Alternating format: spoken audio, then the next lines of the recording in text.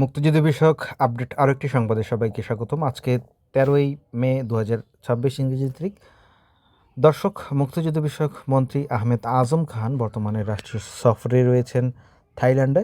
তো তিনি সেখানে একটি সংবাদ সম্মেলনে বেশ কিছু কথা বলেছেন। সেই বিষয়ে আমি আজকে আপনাদেরকে বিস্তারিত জানানোর চেষ্টা করব।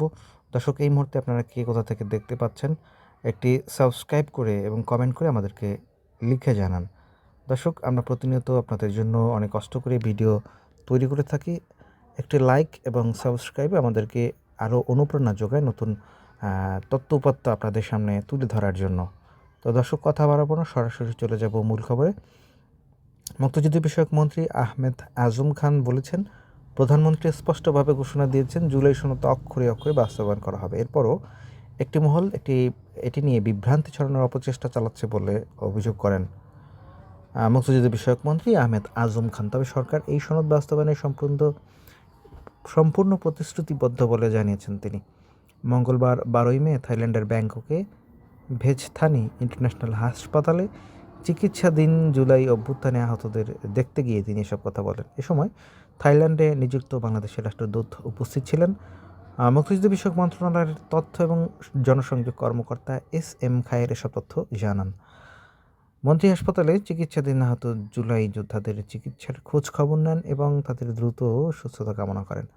মন্ত্রী জানান, বাংলাদেশের দূতাবাসের মাধ্যমে মুক্তিযুদ্ধ বিষয়ক মন্ত্রণালয় এবং থাইল্যান্ডের পাশাপাশি রাশিয়া, সিঙ্গাপুর এবং তুরস্কে চিকিৎসাধীন আহতদের সার্বিক খোঁজ খবর রাখছে এবং তাদের চিকিৎসা সহ অন্যান্য সব ব্যয়ভার বহন করছে। জুলাই গণ অভ্যুত্থানে আহতদের চিকিৎসা এবং পুনর্বাসনে সরকার সর্বোচ্চ গুরুত্ব দিচ্ছে বলে উল্লেখ করে মন্ত্রী বলেন, গণ অভ্যুত্থানের আদর্শ, ইতিহাস ও স্মৃতি রক্ষা এবং শহীদ পরিবার এবং আহতদের সার্বিক কল্যাণ নিশ্চিতে মন্ত্রণালয়ের অধীনে জুলাই গণ অভ্যুত্থান অধিদপ্তর প্রতিষ্ঠা করা হয়েছে। এই অধিদপ্তরের মাধ্যমে প্রকৃত যোদ্ধাদের যাচাই বাছাই তালিকা প্রণয়ন এবং গেজেট প্রকাশ করা হচ্ছে।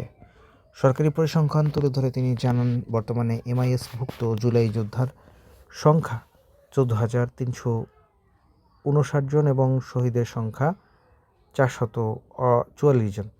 আর্থিক সহায়তার বিষয়ে মন্ত্রী জানান, জুলাই শহীদ পরিবারের সদস্যদের এককালীন 30,000 টাকা সঞ্চয়পত্র এবং মাসিক 22,000 টাকার সম্মানী ভাতা দেওয়া হচ্ছে। এছাড়া আহতদের ধরন অনুযায়ী এককালীন 5 লাখ টাকা, 3 লাখ টাকা এবং 1 লাখ টাকার সঞ্চয়পত্র এবং মাসিক যথাক্রমে 20,000, 15,000 এবং 10,000 টাকা করে ভাতা দেওয়া হচ্ছে।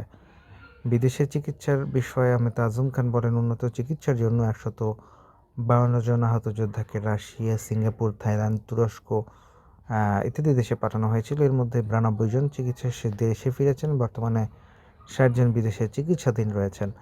পুনর্বাসন কার্যক্রম সম্পর্কে তিনি জানান, জেলা প্রশাসকের মাধ্যমে পাওয়া 3,425টি আবেদনের মধ্য থেকে 1,937 জন জুলাই যোদ্ধাকে প্রশিক্ষণ এবং কর্মসংস্থানের মাধ্যমে পুনর্বাসনের জন্য যুব এবং ক্রীড়া মন্ত্রণালয়ের প্রয়োজনীয় ব্যবস্থা নিতে প্রেরণ করা হয়েছে।